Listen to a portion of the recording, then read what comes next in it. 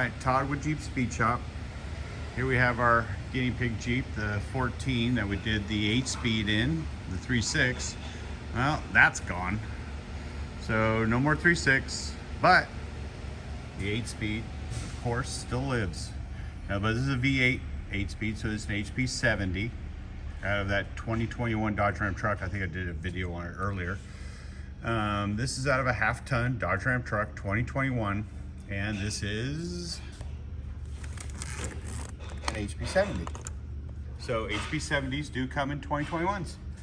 So 5.7 liter VVT truck motor out of a 2021 that we're putting in this JK for testing. So we got to do carb legal testing, and it's time.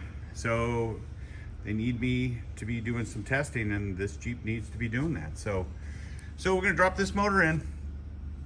I'm going to use the stock frame mounts, or bolt-ins.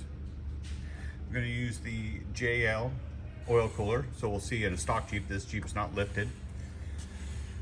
And we're going to put this baby in and get it ready.